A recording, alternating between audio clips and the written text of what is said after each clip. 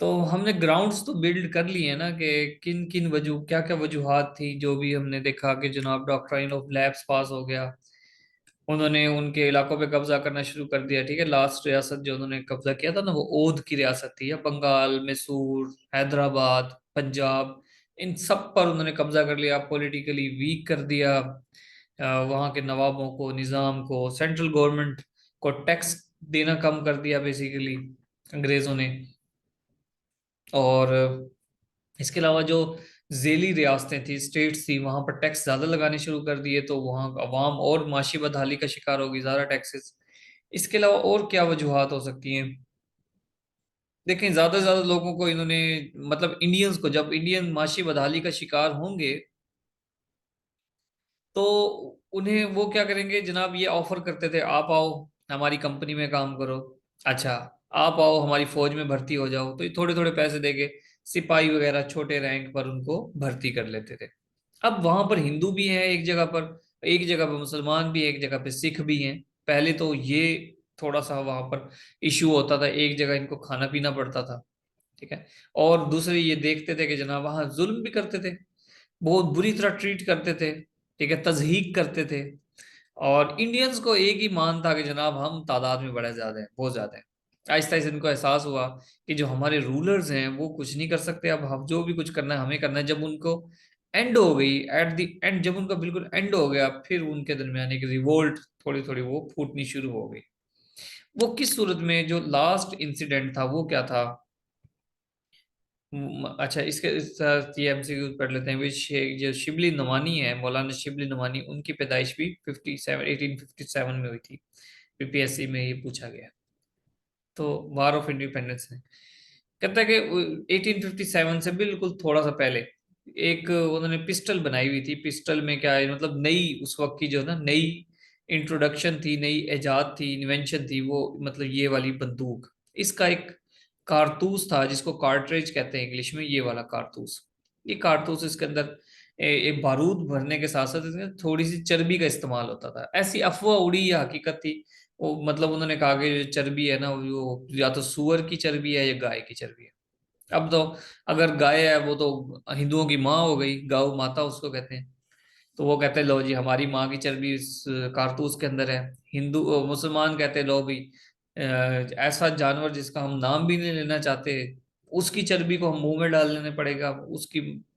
तो इस वजह से उनके दरमियान ये तशवीश ऐसी पैदा हुई कि उनको वहां पर उन्होंने अंग्रेजों के सामने मतलब असर उठाना शुरू कर दिया। और एट द एंड ऐसा हुआ कि अच्छा पहले इसको ये देखें, इस पिक्चर को देखें। ये यहाँ पर ये पाउडर है इसका, और ये नीचे ये चर्बी है। इसको फिर मुंह से ऐसे खोल खाल के इसके अंदर यहाँ पे डालना पड़ता था। ये एक छोटा सा एक औजार होता था। एग्जैक्ट तो मुझे प्रोसेस नहीं पता पर, क्योंकि कोई वीडियो वगैरह तो नहीं इसकी मिली। तो इस तरह का कोई सीन होता था। तो मंगल पांडे जो ना, मार्च 1857 में मंगल पांडे एक सिपाही था। उसने क्या काम किया, आया गुस्सा इसको, तब चढ़ी पता नहीं बेगम से लड़के आया था या जो भी वजह थी, इसने जो ना दो अंग्रेजों को शूट कर दिया, गोली मार दी। कहते अच्छा, एक दूसरे को अब जैसे इसने गोली मारी, अंग्रेज जो दूसरा है उन्होंने इसको पकड़ तो लिया, और बाकी इंडियंस को कहा कि जनाब आप ना मंगल पांडे को मार दो। मंगल पांडे को मारा नहीं, मगर मंगल पांडे फिर फरार हो गया। बाद में इसको पकड़ा गया, इसको फांसी भी दी गई, वो एक अलग बात है। लेकिन यहाँ से और बाकी जो इंडियंस थे उनको फिर ये हो गया कि यार अच्छा ऐसा भी हो सकता है। तो खैर इस तरह से एक ये सीन बना था। ठीक है, और वो जितने भी थे मैंने सारे पीछे बता दिए हैं आपको। 10 मई 1857 यहाँ से ये क्या होता है, मेरठ का मुकाम, पीपीएससी का एमसीक्यूज है कि किस जगह से ये जो मोब है इसका आगाज हुआ था। तो बहादुर, इस सारा एक मोब, एक हजूम लोगों का इकट्ठा हो गया था। जहां पना बहादुर शाह, जहां पना आप ही कुछ करें। ठीक है, और ये अंग्रेज तो हमें इस तरह बड़ा जुल्म कर रहे हैं। बहादुर शाह तो कहता है जनाब मैं तो बूढ़ा हो गया हूँ, मेरे बेटे कबूतर उड़ाते हैं, मेरे जो शहजादे हैं वो कबूतर उड़ाते हैं। हाँ, मेरा एक जनरल है बख्त खान, अगर उसके पास चंद एक सिपाही उसकी बात मानते हैं तो जाके जंग लड़ाओ। ठीक है, तो बख्त खान भी इनकम्पिटेंट है, जंगे होती नहीं है, और वैसे भी ये भी कोई इतना यंग नहीं था। और उस वक्त आपको पता है इनकी सोच भी नहीं होती थी जंग करने की। तो खैर, इन्होंने जनाब क्या किया, हमला किया, ब्रिटिश आस पास, ब्रिटिश जो मिला मारना शुरू कर दिया, 5,000 ब्रिटिश को मार दिया उस वक्त। देखिए ब्रिटिश पूरी इंडिया में थे, अच्छी खासी इनकी तादाद थी, इंडियंस से तो बहुत कम थी। जिस तरह अब चलो ये बात आपको बता दो, जहन में आ गया 18, ये जो हमने 1757 की जो हम बैटल ऑफ प्लेसी पढ़ी थी, तो नवाब सिराजुद्दौला के पास 15 गुना फौज ज्यादा थी। ठीक है, 15 गुना फौज ऐसा कहा जाता है, लेकिन वो फिर भी, वो तो खैर आपको पता है कि किस तरह से हार गया, लेकिन उनकी आखिर एक थी, एक इंटेलेक्चुअलिटी तो थी ना, किस तरह से वो कॉन्स्पायरेसीज वहां क्रिएट करते थे, लोगों को लालच देते थे। तो इसी तरह बहुत से लोगों को इन्होंने अपनी फेवर में किया हुआ था। 10 मई 1857, ये डेट इंपॉर्टेंट है, याद रखनी है। ठीक है। और वो हार गए थे जंग, ये भी आपको बता दिया, क्यों हार थे वो आगे हम देखेंगे। इसके अलावा जो जंग में जो नॉमिनेटेड बंदे थे वो थे अहमद खान खरल, ये झामरा का था। इन्होंने क्या क्या कारनामे किए उनकी हम डिटेल पढ़ेंगे। पीपीएससी ने पूछा था कि अहमद खान यानी कि freedom fighter, which of the following was the freedom fighter of 1857 वार। ठीक है, जो बिलोंग टू पंजाब पाकिस्तान, या झामरा, झामरा का था ये, साहिवाल का इलाका है। अहमद खान खरल, अहमद खान खरल कौन था, इस तरह का पूछ लेते हैं। वो कौन सी फीमेल थी जनाब जिसने 1857 में बड़े नॉमिनेटेड फाइट की अंग्रेजों के खिलाफ, वो लक्ष्मी बाई या रानी लक्ष्मी बाई थी। इसने मतलब इसका नाम आ जाता है। रीजन क्या थी कि जनाब कोई ऑर्गेनाइज्ड आर्मी तो थी नहीं, इनकम्पिटेंट थे, और कोई प्लानिंग नहीं थी।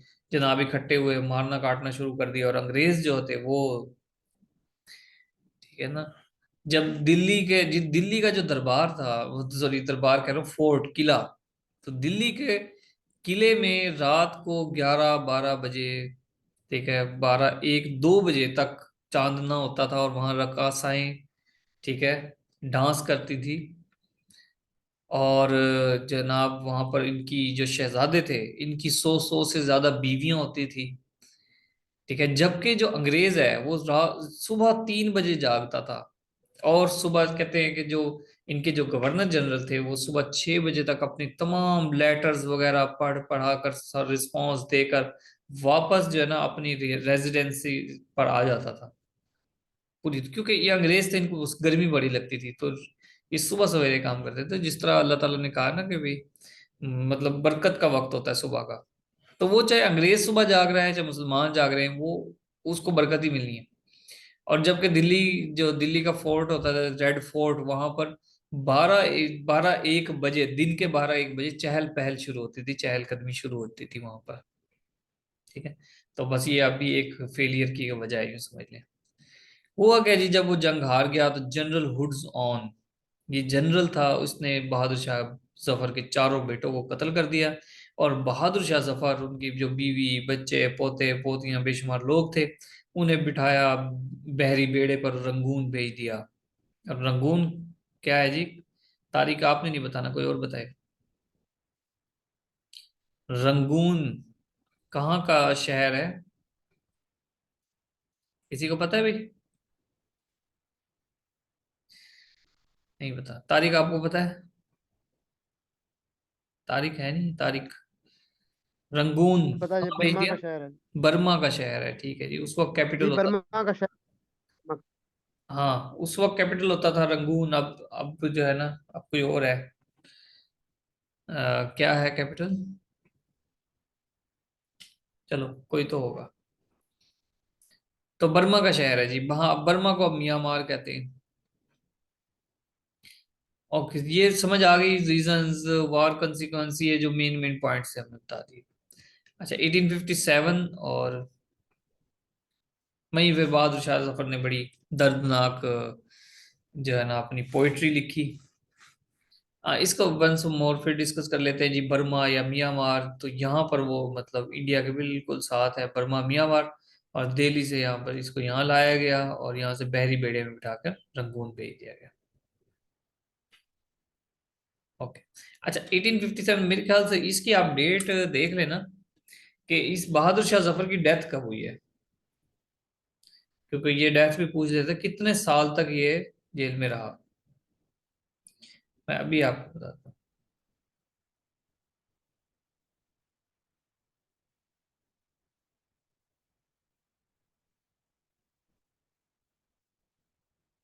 62 में, हाँ जी। यानी कि 5 साल तक ये जेल में रहा। 1862 में इसकी डेथ होती है बहादुर शाह जफर की। 5 साल ही जेल में रहा। इसको हमने देख लिया। 1858 में जो ईस्ट इंडिया कंपनी थी वो तकरीबन नॉन फंक्शनल हो गई थी, ठीक है, हमने कहा 74 तक। तो 1858 में मतलब इंडिया से वो नॉन फंक्शनल हो गई थी तकरीबन, और 1600 में इसको एस्टेब्लिश किया गया। ठीक है, इनके मतलब ये इनका काम आहिस्ता आहिस्ता इन्होंने हैंड ओवर किया ना। उसके बाद गवर्नर जनरल खत्म हो गए। जिस तरह हमने पढ़ा कि मतलब जो गवर्नर जनरल से वाइसराय में जो लॉर्ड कैनिंग थे वो लास्ट गवर्नर जनरल थे। इसका मतलब कंपनी के अंडर थे, फिर इनको वाइसराय बना दिया गया लॉर्ड कैनिंग को, तो ये क्वीन के अंडर हो गए। तो जब ये क्वीन के अंडर इस तरह हो रहे थे तो ईस्ट इंडिया कंपनी मतलब एट द स्पॉट एंड नहीं हुई थी।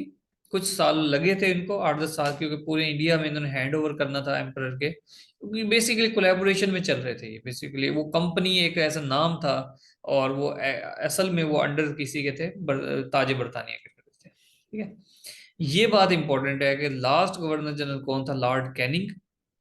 ठीक है, इसी ने वार 18 वो पूछ लेता है 1857 की वार में गवर्नर जनरल कौन था, Lord Canning. Last governor general कौन था, last Lord Canning. First viceroy कौन था, लॉर्ड कैनिंग। तो ये आपने याद रखना है। ओके जी, अभी हम सारे गवर्नर जनरल्स की एक लिस्ट ऐसे देखते हैं, और इसको ये भी देखेंगे कि इनको याद कैसे करना है। सबसे पहले इनका नाम देखें, Warren Hasting, John Macpherson, Cornwallis, John Shore, Lord Wellesley, Barlow, Minto, Hasting again. ठीक है, ये वेरन हेस्टिंग है, इसके साथ हेस्टिंग के साथ कुछ और आता होगा। Amherst, William Bentinck, Metcalfe, Charles, ठीक है, ऑकलैंड, डेलहाउसी, और लॉर्ड कैनिंग। तो इसका एक छोटी सी एक लाइन है, उसको आप याद करें। तो वैसे एक दो चार बार तो रिवाइज करेंगे, फिर वो लाइन देखेंगे तो शायद आपको याद आ जाए। ठीक है, इसको आप कहेंगे, हैप्पी मंकी कैन सोर विद बर्ड्स। ठीक है, मेकिंग ऑसम डांसिंग। सोर कहते हैं कि मतलब ये जो परिंदे आसमान में ऐसे बिल्कुल ऊंचे ऊंचे उड़ते हैं ना, शाहीन वगैरह, उनको सोरिंग कहते हैं। तो ऐसे कोई लाइन है, हैप्पी मंकीज कैन सोर with birds, making awesome dancing.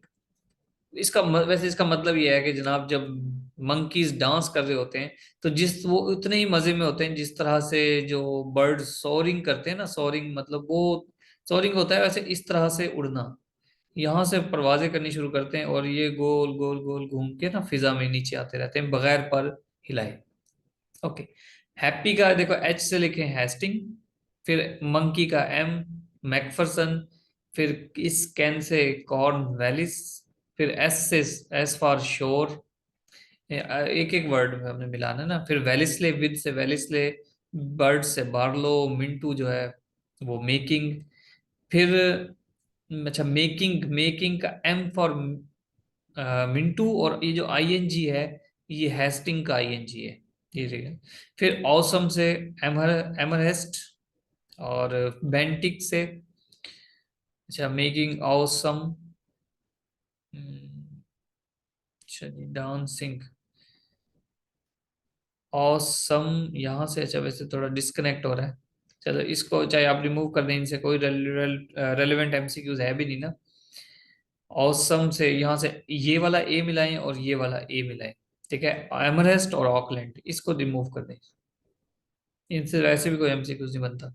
एमरेस्ट और ऑकलैंड, और डेल हाउसी का देखें डी से डांसिंग, और इंग जो है ना, आई आई से जो इंग आईएनजी वाला है ना, तो उससे कैनिंग्स बना लें। ठीक है, हो जाएगा। याद ही नहीं होगा, सो तो नहीं गए हो? मुश्किल तो नहीं लग रहा ज्यादा? हाँ भाई, मुझे तो लग रहा है भाई आज इबादत की रात है, आप लेक्चर स्टार्ट करके तस्बीह नहीं पढ़ने लगे हो, या फिर नियत बांध लिया आपने कोई नमाज की। सिदरा, जोहा, इफत, तारिक। खाने हैं। हाँ,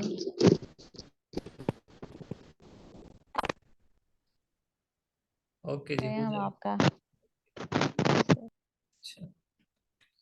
चलें जी, बस यही है। आप किसी का क्वेश्चन है तो वो पूछ सकते हैं।